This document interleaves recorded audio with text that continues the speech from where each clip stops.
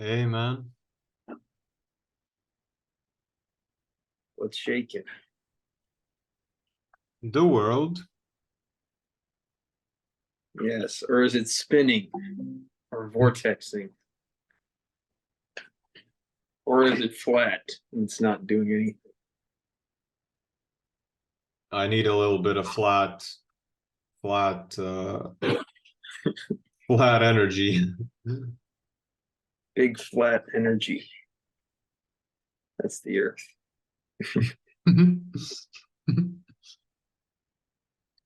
Yes. It's nice to be here with you. I just got done walking some dogs. What's nice about walking two dogs at the same time that are puppies is that I get to show off how spiritual I am to everybody while I'm walking the dogs. And they're fighting and biting each other, and I'm all zen and peaceful and not getting upset at all or anything or agitated in any way. That's such a Just metaphor. like, That's such a metaphor for like inner, like you're walking two wolves and they're fighting and you're observing them. yeah. I mean, I definitely wasn't all peaceful and zen, but it was a joke.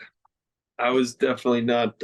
I usually walk them separately because it's too much. It's too much for my nervous system. Mhm. Um, or just yeah, or the idea of myself that I am zen and peaceful. And is your camera on? I can't see you. Yeah. I mean, I'm gonna leave it like this, and you can as well, so we can focus on voice. And Okay. I'm also eating as we're talking, so. Ah, okay. Cool. Thank you. Well, yeah, I came to this thought I wanted to share here Hmm. about like why do I get so fucking agitated when I'm walking a dog or especially two of them. And what's been coming up a lot for me is feelings of regret, um, girls from the past that didn't work out that have resurfaced of, oh man, I wonder if that, or like my past self was in a lot more regret about that scenario, or like, oh, I could have been doing Zoom interviews with people the last 2 years, or in ways that I've harmed myself or self sabotaged, and that stuff coming up. And all that stuff I feel is why can get so agitated when I'm dealing with animals or dealing with children, because there's this unconscious idea of, well, Luke, you didn't do all this stuff, and now you get to doing all this stuff, and all this stuff could get mixed in with, the projects that we're working on now, or relationships that we're in now, and it can feel like animals or children or certain mundane projects are like interfering with my life mission or Hmm. life path that I should have been further along in by this point. Um, so that's what's been coming through, and resistance to things, and then what it looks like down the line if resistance wins in certain ways. Mm. So yeah, I'm curious if that resonates. I get that same thing. I got it today, and I remember my dad. He always used to tell me like, you're not gonna be late for anything. And my dad, he's 50, and I think he believes he's gonna live to like 70 because his dad lived to 40. He had, I don't know, bone cancer or something. It is ingrained in us how long we are gonna live. And then I remember, you know, we got all this new technology. We got the scalar stuff. We got, you know, like UT and stuff. We got fasting. We got detoxing. We got all this stuff is coming to the surface. Like, who knows? Maybe we're just rushing it. Maybe all this is just a tutorial. I have to say, I have to think like that, you know. Hmm. Wow. Tutorial. Maybe Yeah. now, you know, everything crumbles and we start building new communities, and in those new communities you get to do like 1,000 podcasts or something.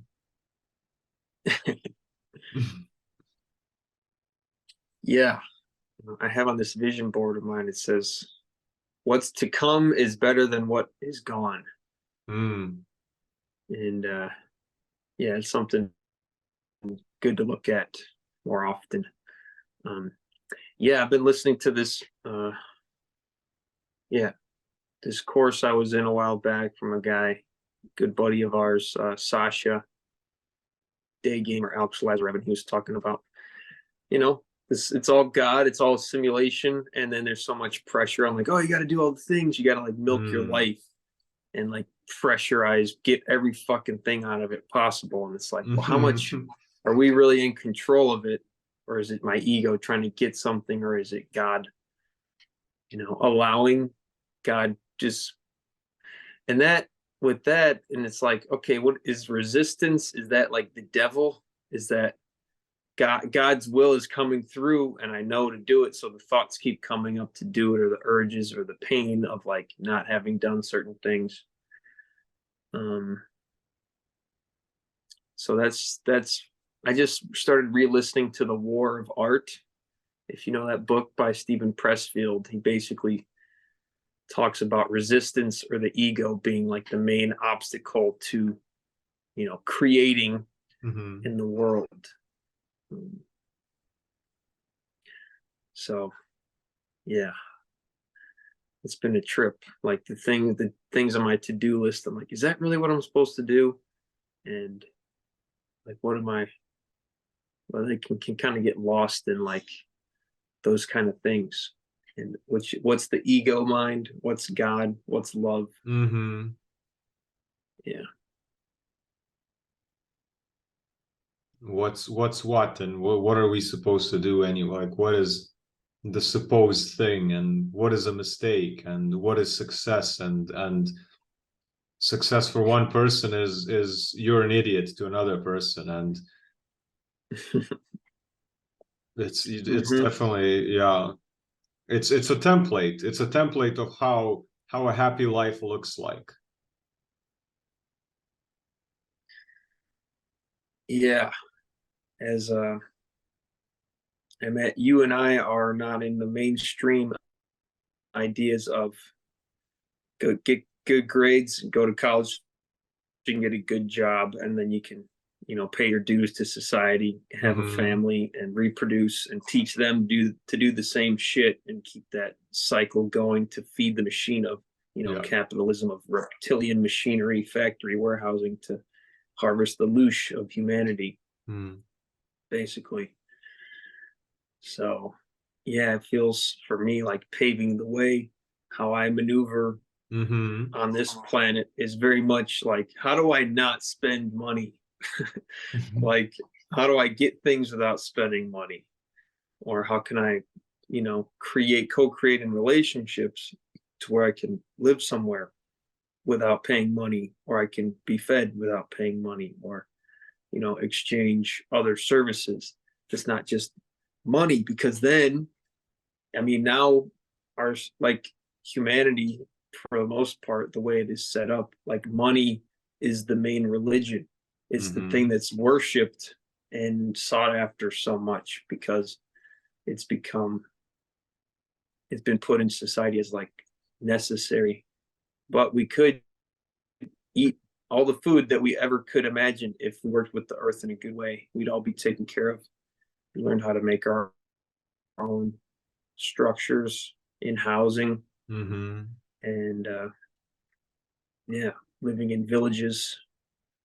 doing all these things and having safe spaces for children to learn Mm. sovereignly and not indoctrinated and Mm-hmm. institutionalized with math and science and you know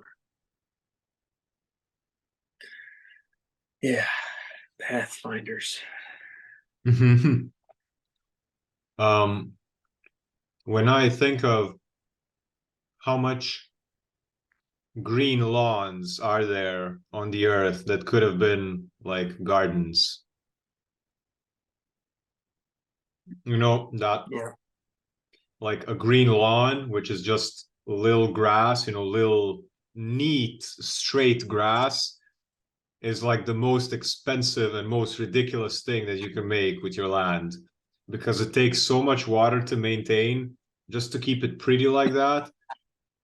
And that's what people have around their homes. And they kind of, I don't know. But then think of all the like national park lands and all the stuff that could be divided among people and everyone could have just like a little cottage and a little garden. And yeah.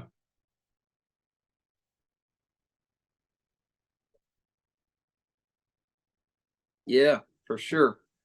It's there's been a lot of anger moved through of like how did people get so brainwashed into, you know, living into cities and buying their shit at grocery stores and other stores and just working some job, paying like a third of it to the government with fraudulent tax systems and um yeah, being back in the city now near Chicago, I meet people that they bought a house in the city, and it's like, what the fuck are you doing, bro? Get a some fucking land and like, because there's Hmm. so much money that I really feel there's a huge revolution taking place, obviously, but like with around money.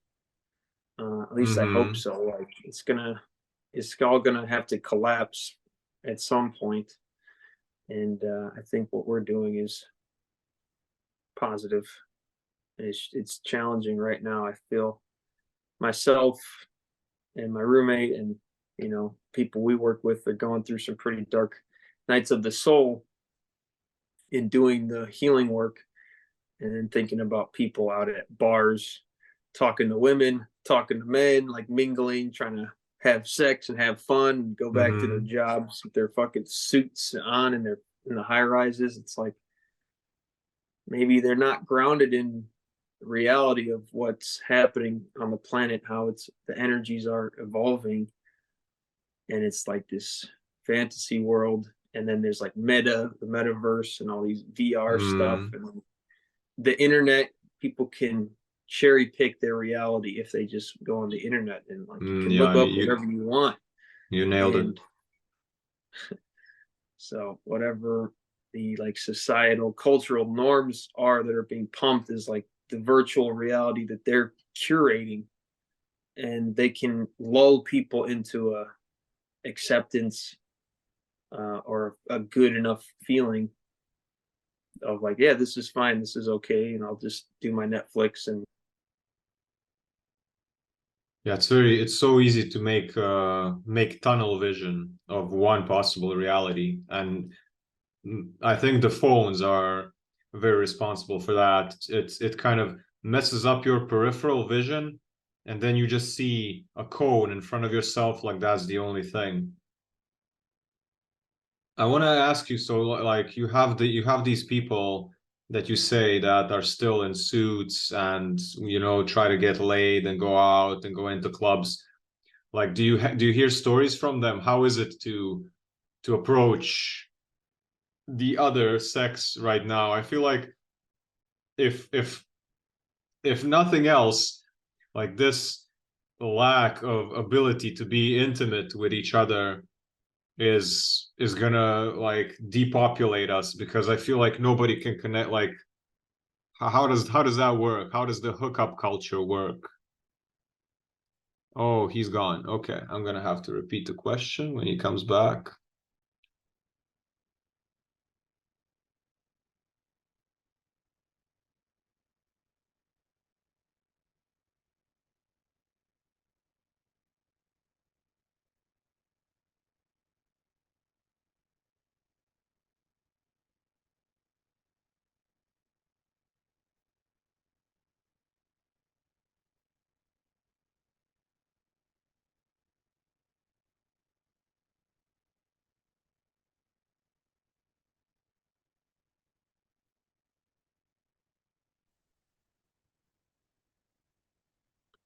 back. Hey, all right. So I was asking with the guys that you're talking about that still like go into clubs and try to get laid and still trying to hope for, I guess, reproduce or make the dream come true. How is how is the how is that situation? Like, I haven't been dating for such a long time, and I feel like everybody's like on these apps and everything. Do you have any stories of what it's like now? Well, it's funny. A guy came over, our friend came over last night. He was pretty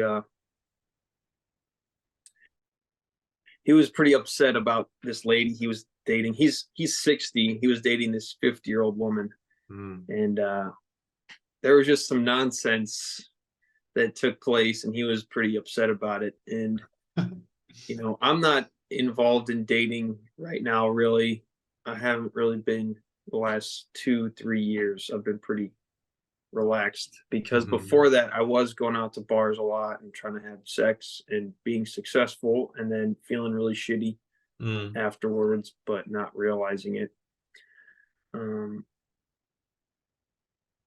yeah, I went on Tinder maybe a year and a half ago, and it's like a really gross fucking people wearing masks and like vaxxed Oh, and wow. just fucking trolling for dick or pussy. And it's like it's the ultimate bastardization of our humanity, basically, how Mm. much pornography has been shoved into Oh, our yeah. faces, and little children are subjected to men dressing up like women and drag queens and dancing at their fucking schools, and like it's just getting really disturbing now.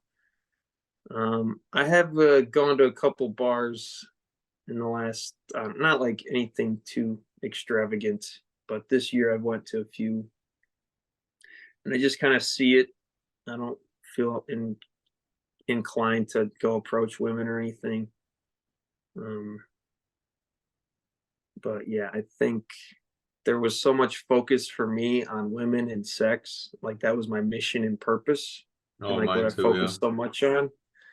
Yeah, and it was really fucking distracting and harmful in a lot of ways.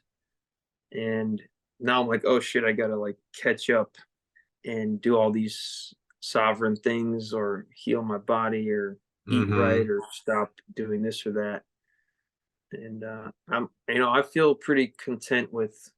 I don't feel attached to have sex with anybody or to be in a relationship or to get married or to have children at any point. I'm 30. I imagine that will change, but I don't think everybody needs to be having sex, going out looking for dates or getting married or having children. I think there are plenty of people that their mission or just what they're content doing is Yeah. to be on their own in that way and just being a less overtly sexual being, but more of like it's a personal practice, our own sexuality. And that was missing. And that's something to cultivate for myself, I see. And what's my relationship like with myself, um, with all that stuff? Because if it's not in a good way, then it's going to go out to other people in an unconscious way. And Mm-hmm. then I think all types of entities and demons and fucked up energies get swapped around. And I even had a wet dream the other night where this being came into my dream space and was presenting herself, and like it kind of like just got lured in, and it took place. And I'm like, oh shit, I wonder what that was about. Um, so I don't have like a super strong hold on my dream space.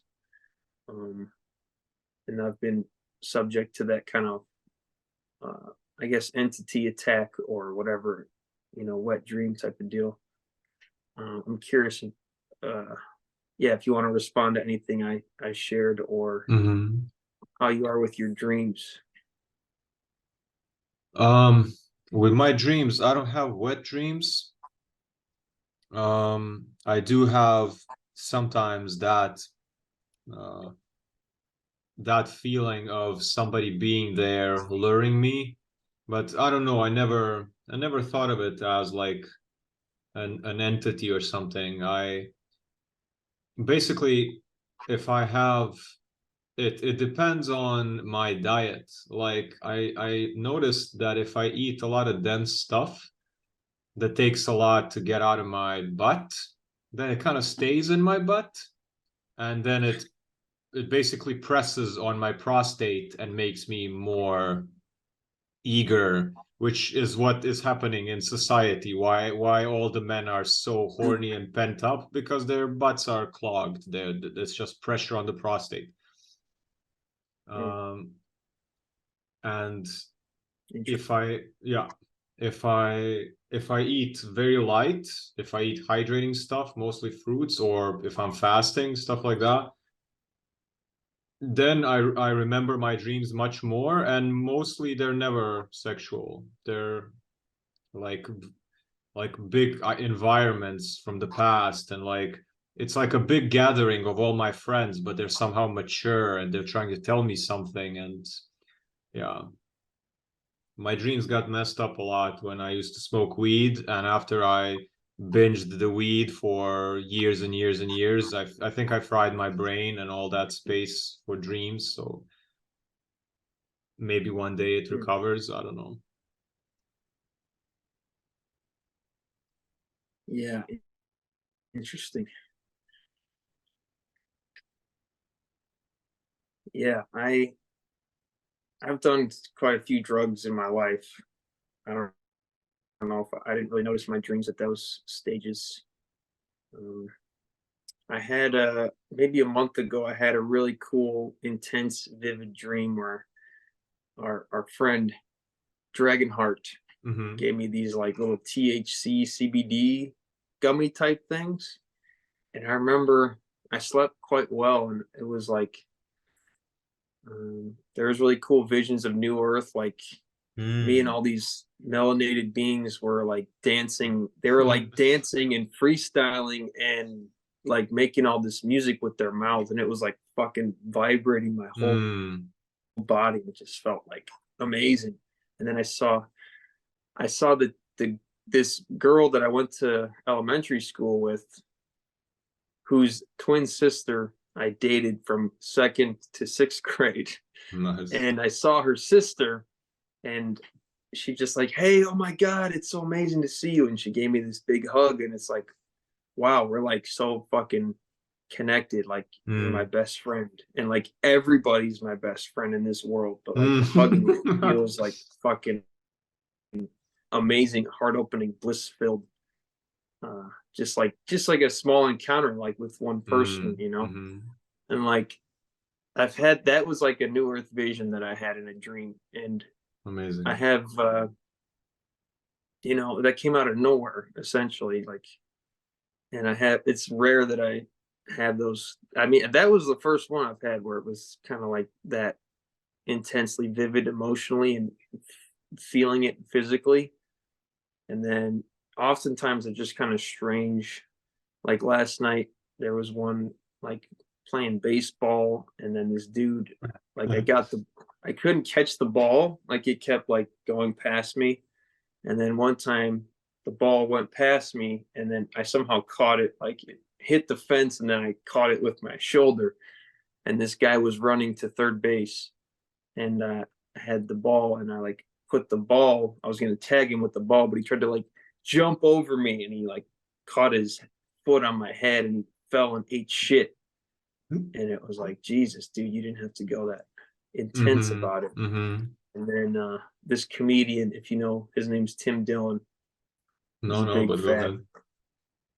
big fat gay dude from New York. He's a All pretty right. popular comedian, and he was laughing and joking about being so fat that he has to like be in a wheelchair now, and like fuck it, it's all fucked, everything's fucked. Um, and then I woke up. So Nice. oftentimes it's weird and kind of vaguely upsetting, and disturbing. I think there's more work to do with the dream stuff for me. But yeah. Hmm.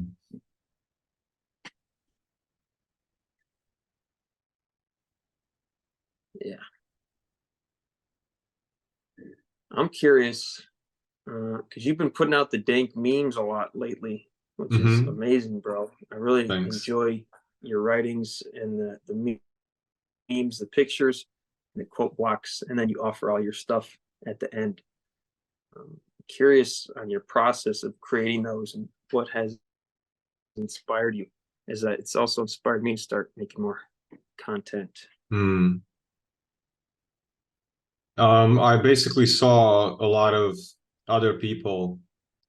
I mean, that's pretty standard on Instagram that people use like whatever pictures and then just text over them.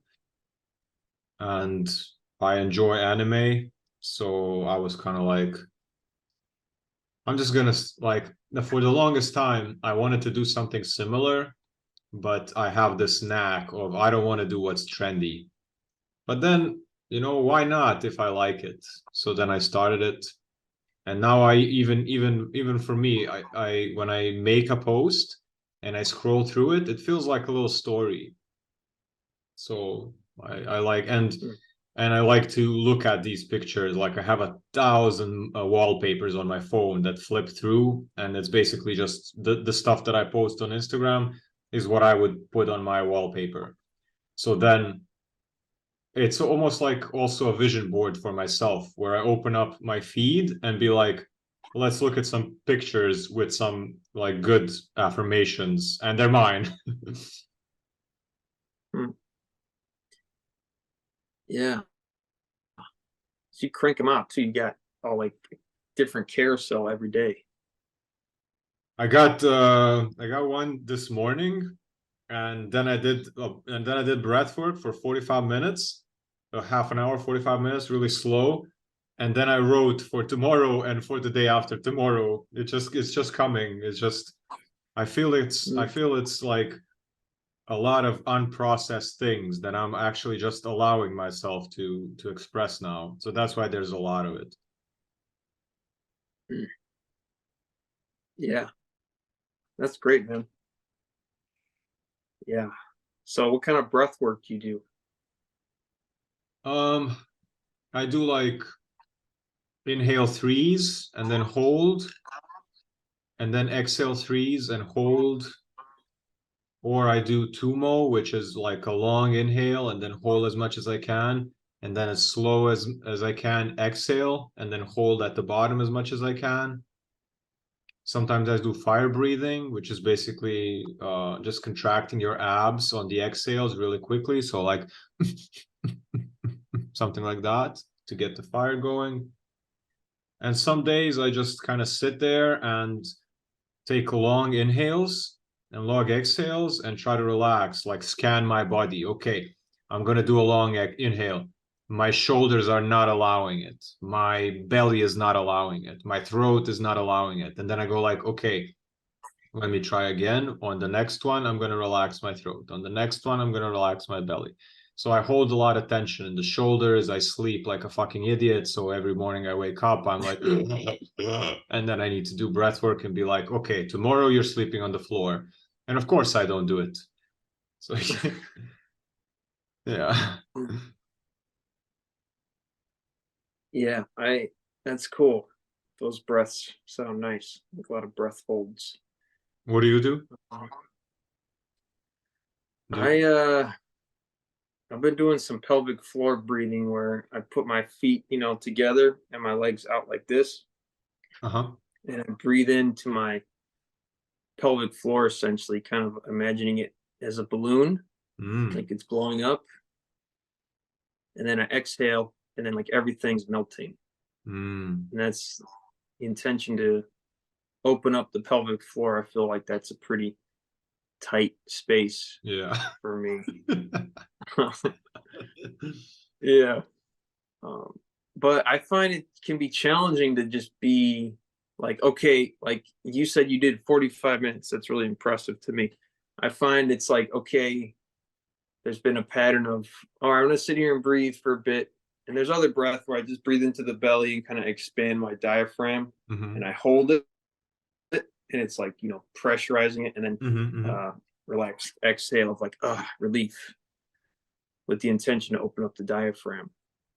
But I can find I get quite distracted easily, and I'm thinking about the next thing to do, or I'm just thinking about shit. And like, yeah, being able to dial in and focus on like, okay, like you're saying, I'm going to focus on relaxing my belly, or like for me, like I'm going to focus on what it feels like in my nostrils, like kind of cool on the inhale, warm on the exhale, being able to focus and dial in on something so the mind has something to focus on. Otherwise, I can just be laying there lost in thought.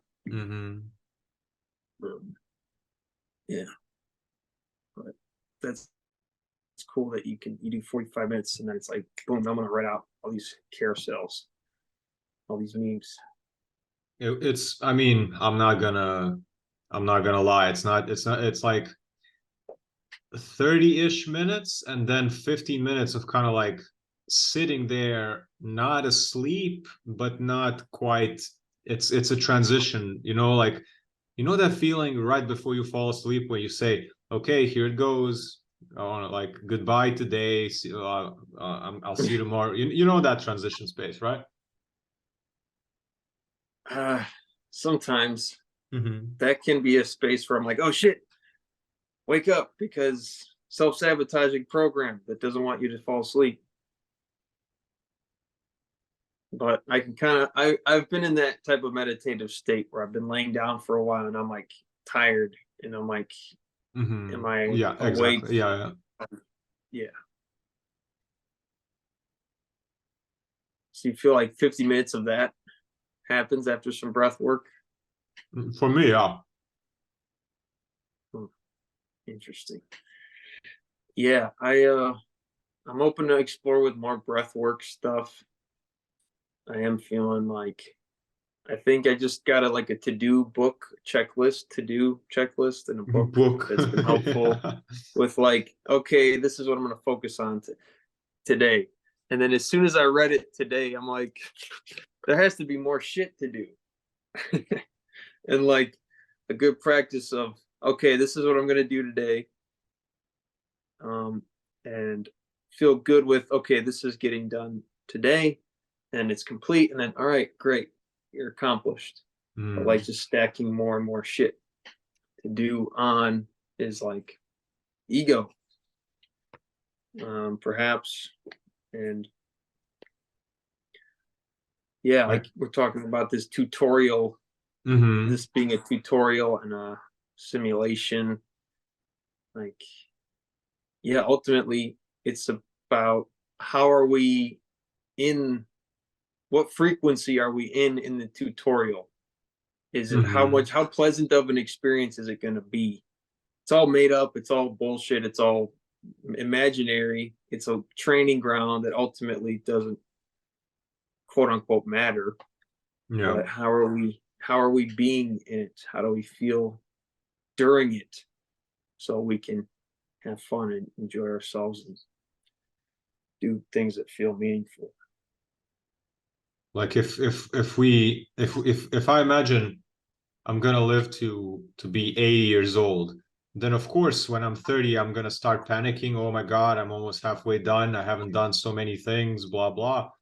But if I think, okay, now 150 doesn't seem so far, 200. I've seen records of people in the last 100 years that have lived multiple hundreds of years. And then, there's stories about Egyptian pharaohs. Why does it say that some of them were living 1,000 years? I mean, of course, they had huge pyramids, organ generators and stuff, and who knows what else. But like, if I'm looking at the tutorial as like, oh, I gotta get this shit done quickly, then I'm gonna have a bad time. But if I'm looking at it like, okay, I'm 30, I've maybe just only matured, because then I even look at what I believed were adults, like 20-year-olds, 30-year-olds. When I was a kid, when my dad was 30 years old, and I was like, okay, he's an adult. He's like a fully matured human. And now I'm 30. Man, nah. Like he had me when I was 20. I don't know if I could ever have a child at 20 years old, how immature I was.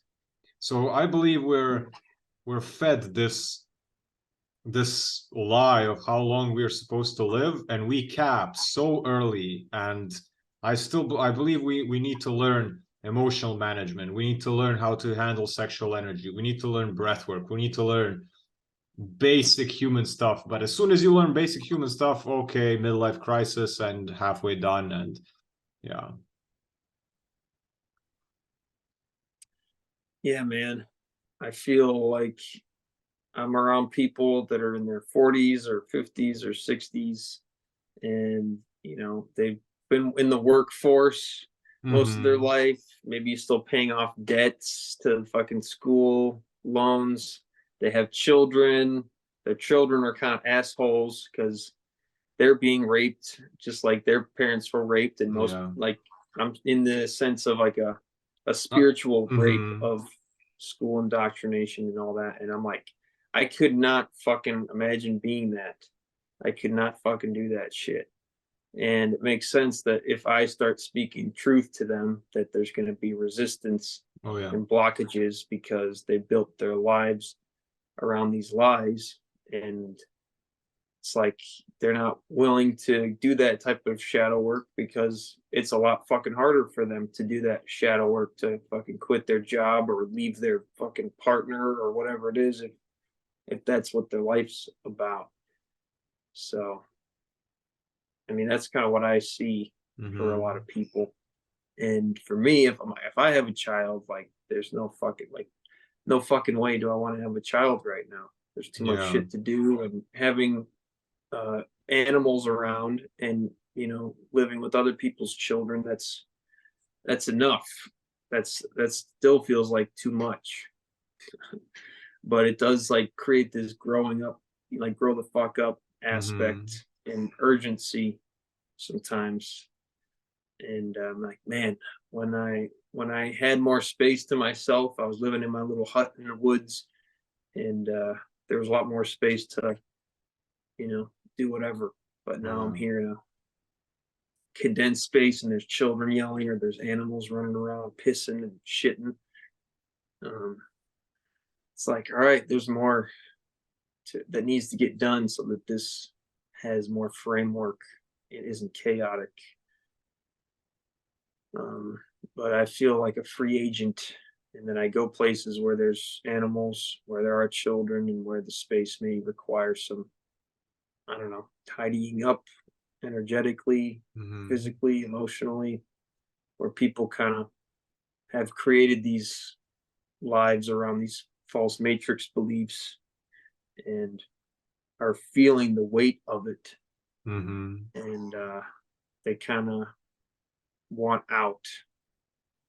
So I don't know. Maybe that's part of my path here on Earth. It has been the last year and a few months where I go and live in places, and I kind of assist in certain ways like this. Mm-hmm. And it's part of my own soul healing too, because it's fucking challenging. And having me trained as an uncle to the plants, to the animals, to the children. Mm, that sounds nice. Yeah. And I also got to open up my perineum, Dennis. So I think that's what I'm really here to do, so I can actually fucking anchor in on this planet and not be like clenching. But that's another story. Nice anchoring, nice.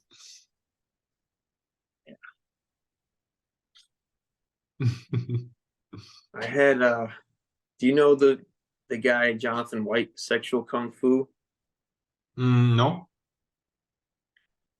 So this might, I don't know if this would be alarming to you or anybody who watches this, but he's big on like Tai Chi and Qigong and sexual energy. Like, if you know Montauk Chia, Mm-hmm. how to cultivate that Qi, that Jing, Mm-hmm. transmute sexual energy. So he was saying his video was like, if you don't have prostate orgasms, you're not a real man. It was like the thumbnail to kind of pull people Oh in. yeah.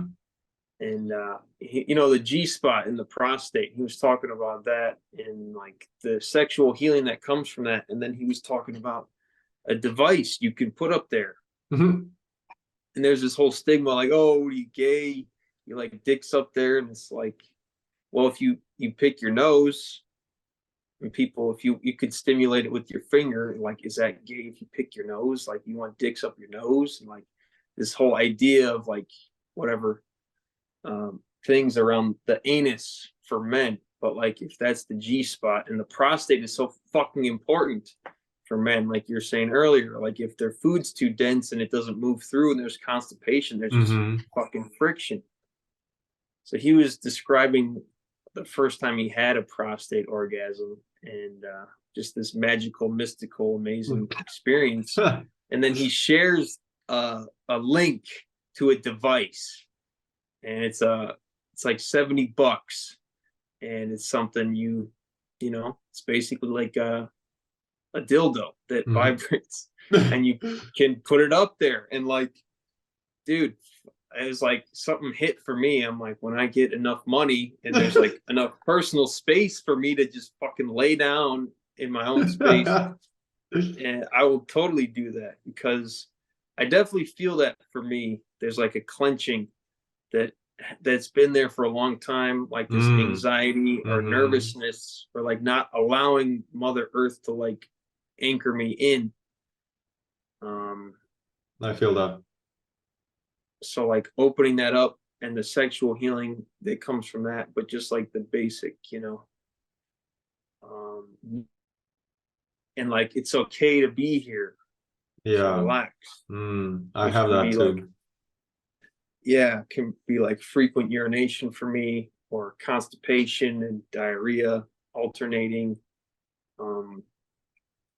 and lots of other things. I think especially as men, and the prostate too. That's a big part of our. I think the prostate is like the base of our penis, like the inside of the penis. Yeah. So if you, yeah, that's one of my life goals. Is to get that device. I resonate with the part about the clenching. I feel like that's like I think about that a lot, especially in times when I think about like the digestion not being only digesting food, but also digesting what has happened to you yesterday, or heavy emotional trauma. It's kind of all connected. Like if I eat something and for the next 2 days I'm really stressed out and I'm in fight or flight mode and I'm not processing what's happening to me, but I'm just kind of going through it and going like, okay, it's this is gonna end, just a few more hours, just a few more days, until I actually sit down, do some breath work, relax fully, and like you say, unclench the inner territory. Then nothing gets out. Not even like emotions don't get out, and the material, the matter doesn't get out. So I've been thinking a lot lately about the fact of letting go. And I always remember myself as a child being resistant to going to the toilet for some reason, like letting go of something. And I know I have attachment trauma with my dad leaving for work and stuff like that. So I believe it has something to do with that. I believe it has something to do with me being, I don't know, 4 or 5 years old, and my dad has to go abroad in another country to work for 5, 6 months or whatever. And I guess I clenched my entire life in that moment, and it included my ass. So it's now I mean, it's okay, we do the breathing, we do the stuff, but I definitely resonate with you. I resonate that there's a lot of tension in my root, in my like lower sacrum, the tailbone, the pelvic area. I'm working a lot on it. I could be doing more like Kegels and stuff like that, squeezing the stuff and then releasing the stuff. I haven't really thought about putting stuff in there, except for enemas. But yeah, it could be good. I heard a lot of people, gay people, say that it really opens you up in many ways. I'm not turning gay or anything, or am I against gay people? So please don't. That's all fine. I'm just not open yet, but maybe that needs to open me. I don't know. Oh, I could send you the link to this device, and it's like fucking big, bro. I'm like, dude, that's a little like that's pretty thick to Uh-huh. go up there, you know? Like I'm down to do it. I prefer something maybe thinner to start off, but Yeah. um yeah, man, I hear you with like your dad leaving. That happened with my dad growing up. His father was in the Air Force and would leave for long bouts of time. Like he left for 13 months at one point. Mm. And my dad was like, you know, I'm gonna be around and we're not gonna move around because he moved around a lot, different states and different countries, and he made a big commitment to do that. He was around a lot, and then he left. He was supposed to leave for 6 months to go like over to the Middle East back in 2006 or so, and he left, but he ended up coming back after like 2 weeks. Um, but yeah, like the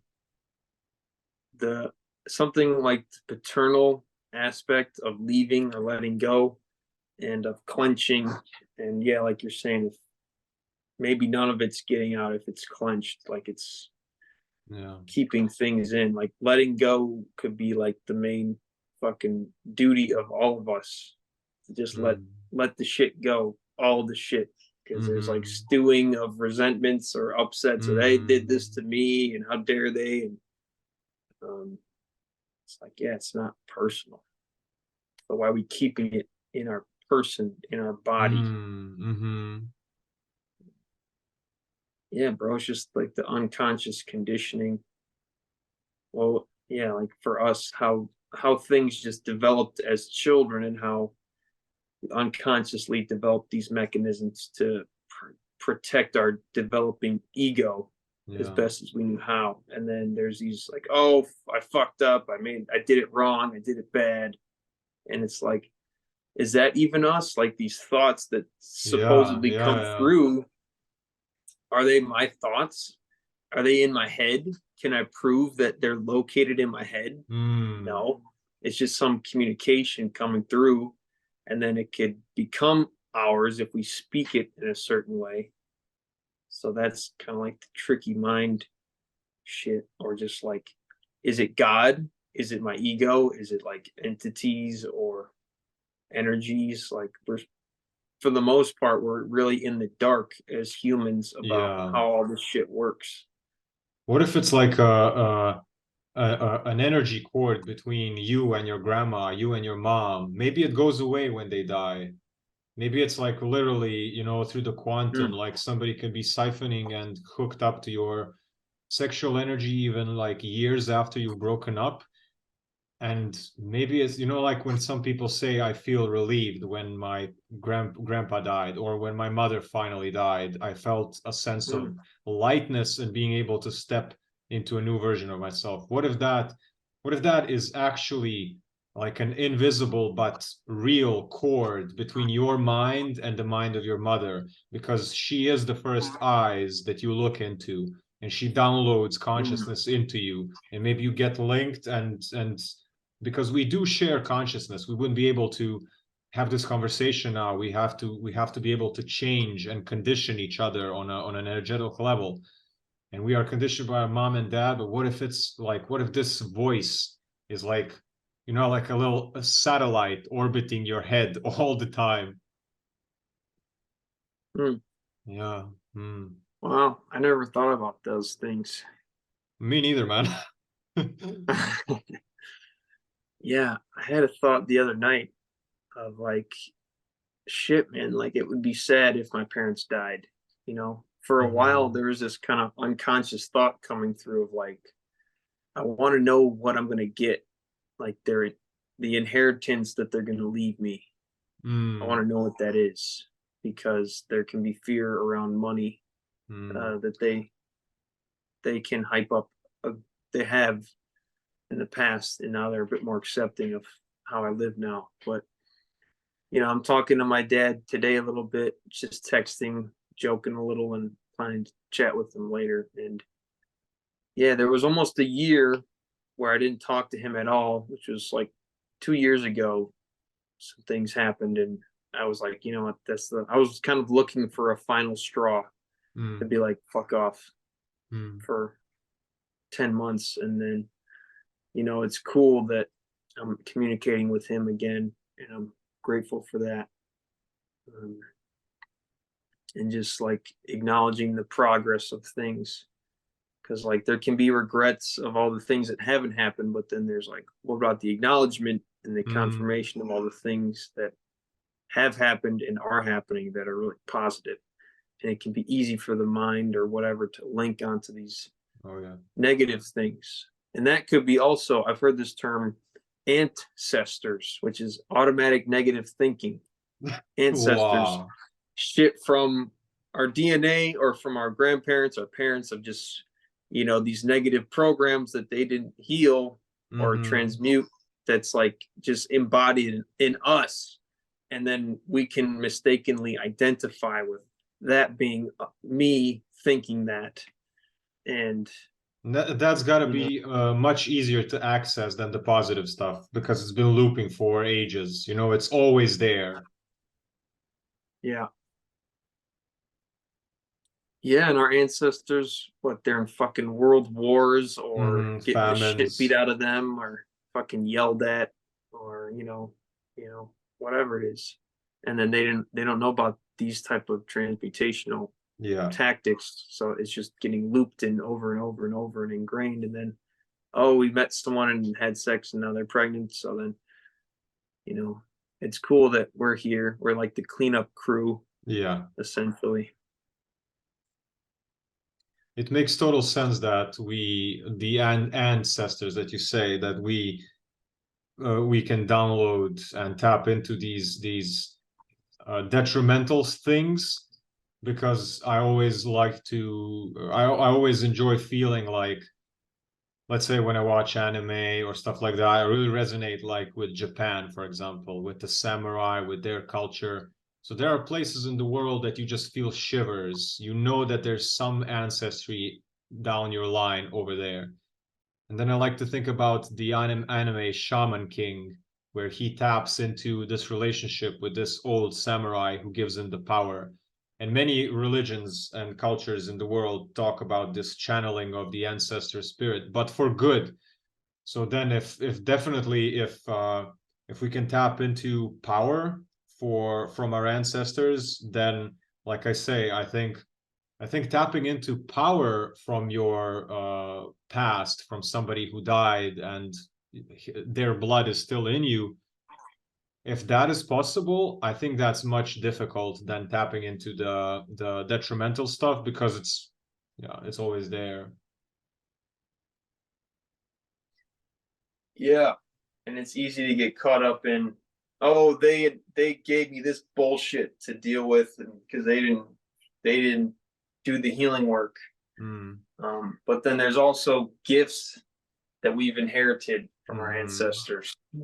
And like you're saying, it's a lot easier to get caught up in the negative, as it's a lot more looped and ingrained and accessible than the positive. And there's this kind of tendency for humans to shit on ourselves. Apparently, like 70% of our thoughts are negative. Yeah. And I mean, the culture in like the mainstream societies and the cities are very much trying to sell us shit. Spend our money, go get some job, go get the nicer car or the nicer house or the hotter girlfriend. And it creates this feeling of, not being good enough, or of unconsciously comparing ourselves to people and what they have and how they may feel in their existence, or competition of that guy has more of this or that, more followers, more money. And so I think the occult forces know this, and they can play that against us, being if we're unconscious in the masses and in the mainstream protocols of societal norms. It's quite easy to get lost in the sauce. Mm. You know what else is peer pressure from family? Like my parents are very attached to their like values and upbringing, even though it's detrimental to them. And that's because it was like their parents were attached and their parents were attached, and it's an identity of, yeah, it's, and then when I'm not doing it right now, they feel it as an attack on them. They feel it like I'm betraying who they are, that I don't love them anymore if I don't do if I don't do things the same as they do.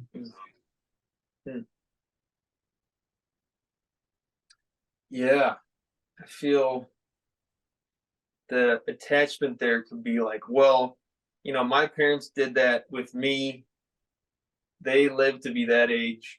I'm living to be this age. I'm still alive. I have these successes, whether it be money or house and a car. So then it's like, this is how you survive. Mm-hmm. And if there's something outside of that, it's a threat to the egoic attachment of this is the way that life's supposed to be lived. Mm-hmm. Sounds like your parents were quite young when they had you as well. Yeah, 20. Yeah. Dang. Yeah, my dad says to me the last time when I was home, he says to me, I mean, every single time ever since I think COVID and all this stuff happened, when I started changing my life a bit more radically. Every time I come home and visit, he goes like, "Son, there's something missing in your life. Like there's something, you don't have like a goal anymore. You don't have a purpose anymore. You don't have something to achieve in this life." And then it's like, okay, but why does my achievement in my life have to be dictated? Like, why are you the person that has the final word on what is good enough an achievement in my life, and not me? And then he goes blank. He goes like, oh, and I tell him like, you decided that making a son is going to be your achievement, and after you've made me, after I've grown up and not died, now you've done, now you're done. You decided that that's good enough for you. But why do you get to decide what's good enough for your life to be successful, quote unquote successful? But for me, it's again, you are going to decide. And then he goes silent. Of course, he doesn't know what to say. And my point is that he says, but me and my dad and his dad, we molded, we chose a mold. We chose we chose a box that was already present in a sense. He didn't say it that words, but, and I am the one who's not picking from the stuff that's already there. I'm paving, like you say, pathfinding a new way.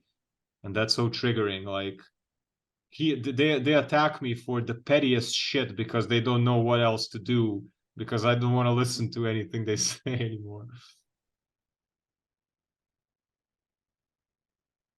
I don't know if you get that when people try to blame you for things and attack you, and you successfully, with logic and reason, you successfully dodge and reflect every single statement and every single accusation.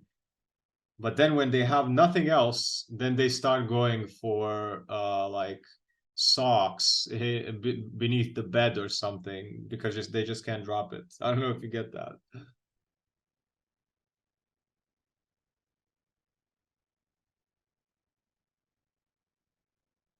I think you froze.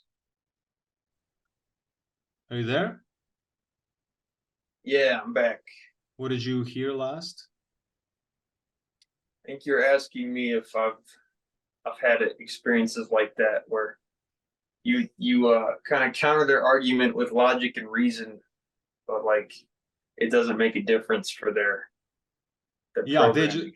they just reroute it onto something else and then something else, and you can deflect until tomorrow. And I don't know if you had that ever. Yeah, I mean, it's quite interesting. Like that's kind of happened in the culture too. All this Corona stuff. It was like everybody was all up in everybody's shit if you didn't wear a face diaper or if you didn't get a jab. Yeah. And then all this news is coming out that, oh, that stuff doesn't work. That stuff's actually more harmful. And then nobody addresses, well, not nobody, but then the people who are doing that aren't like, oh, wow, I was wrong, Yeah. or you were right. Because that is like the number one fear I feel for a lot of people is admitting that they're wrong, which is really fucking shit up in society. But I think it's just a really deep program, and people don't even see that. And like, if they don't have anything to say, you know, it's like there's your answer. If you deflected successfully, but I think I don't know if people have a fear of being humiliated. That's part of being wrong. Yeah. But you know, I've done that with my parents too. And then, you know, a week goes by or it's the next day or whatever, and it's like it didn't register that that's my point of view and that's the truth for me. And then they go in with the same kind of stuff, the same programming of like, this is what it's like to be your parent, and this is what I see as the truth, and there's fear that you're going to do something that's harmful, and that's what we're here to do, is to like shatter the false egoic fear-based programs that don't actually serve us or the greater collective of humanity, continuing to expand. So in a way it could be like flipping the roles of like, okay, now I'm going to be the parent and you can be the child, because maybe emotionally I'm more mature and like aware of the energies of the planet, of this is how it's evolving, this is how we're going to be living. Because with my parents, I'm like, get the fuck out of the city, get out of this big giant high-rise condo in downtown Chicago where it's like really disruptive noises and frequencies and tight parking and stressful ass living. And it's like they don't want to be uncomfortable in that. And then I found out my dad's like, well, your sister lives here with our 3 grandchildren and her husband and their, you know, big house. And it's like, we can't leave them, basically. But he's not really happy there. He's kind of giving up his truth for his family. And I'm the youngest. I have 2 older sisters. So I'm kind of seeing now, like, I admire and acknowledge the sacrifices that he's made. And he did quite well for himself financially. He retired when I was 10 years old. Nice. So we spent a lot of time together with sports and stuff, and was the opposite of him. And his father was absent a lot in the Air Force, often like Vietnam. And when he was home, he was pretty angry, you know, and perhaps violent a good amount, you know. And so it's definitely a big upgrade there. And then, yeah, there was still a lot of anger at my dad, or being like too involved in my life or controlling of certain things. Oh, as a compensation, right? Yeah. Like, yeah, I get it.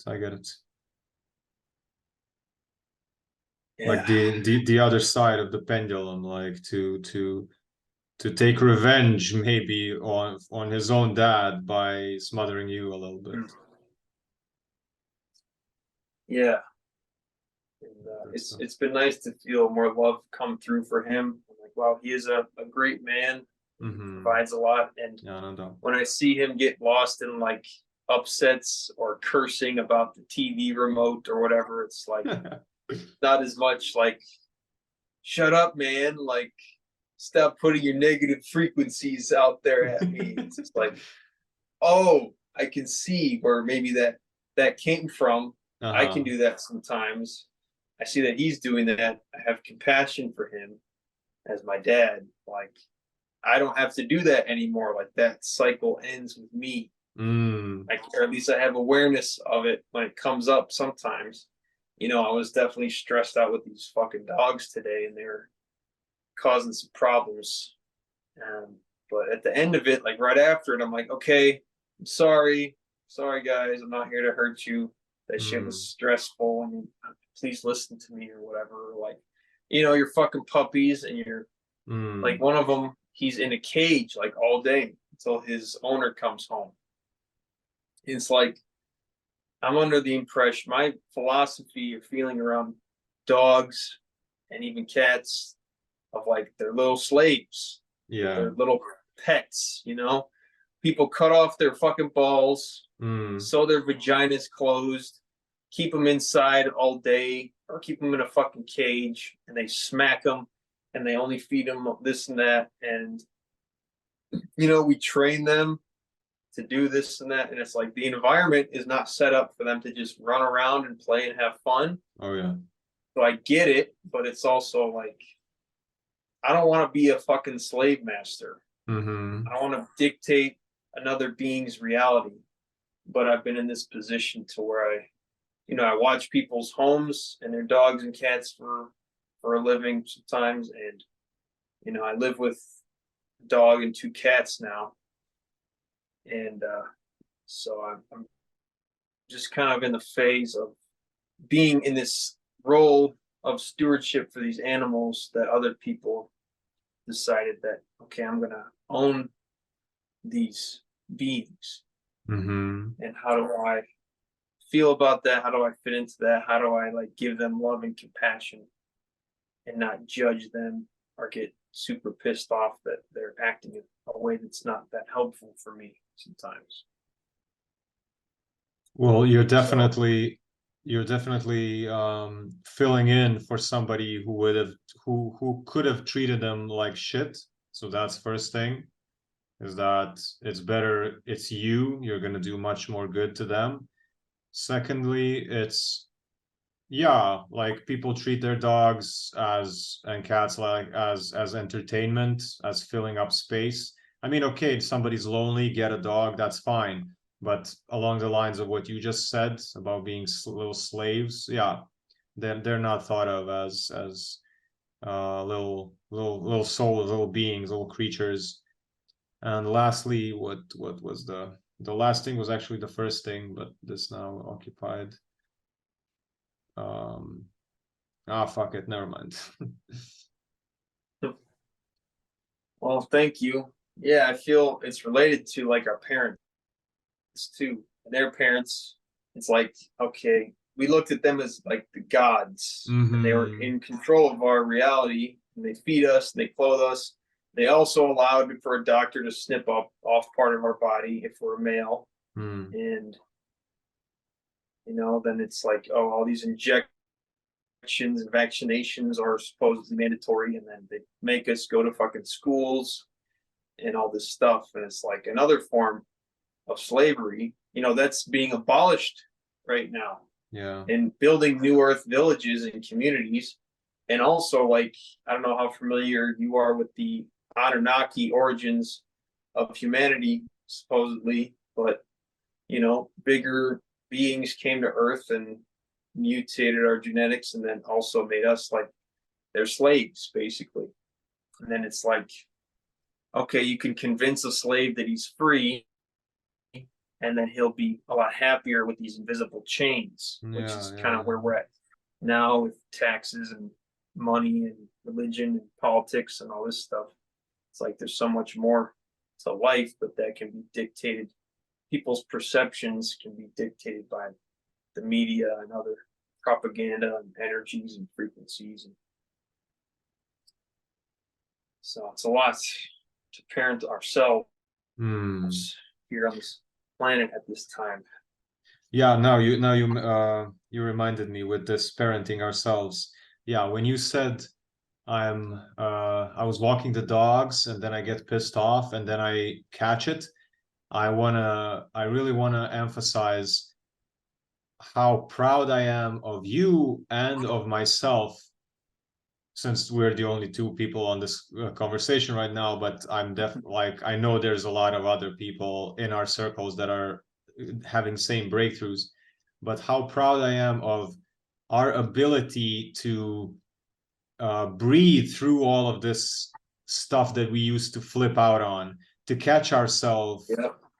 and to correct it, and to be soft and say, okay, like, I'm sorry, and immediately that's the opposite of what we've been talking about, not wanting to be seen as weak or embarrassed. Like, these parts of me have died long time ago. Like, I want to be seen as weak, I want to be seen as embarrassed, because who am I embarrassed? Who like, to be embarrassed, you have to have an audience that's going to laugh at you. Who is the audience? Other people who are also weak and embarrassed. We're all the same. So yeah, I commend you for what you said, and I pat you and myself on the back with the same notion. Oh man. Yeah, thank you. Yeah, it's quite the journey. Oh man. Well, feeling like eating something. I appreciate the last part of like allowing ourselves to feel weak or sad.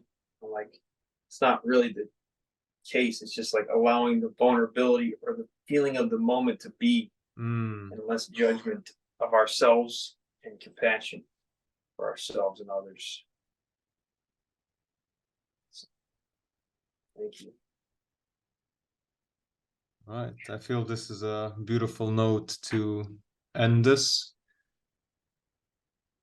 And I'll see you on the call with the gang in like half an hour.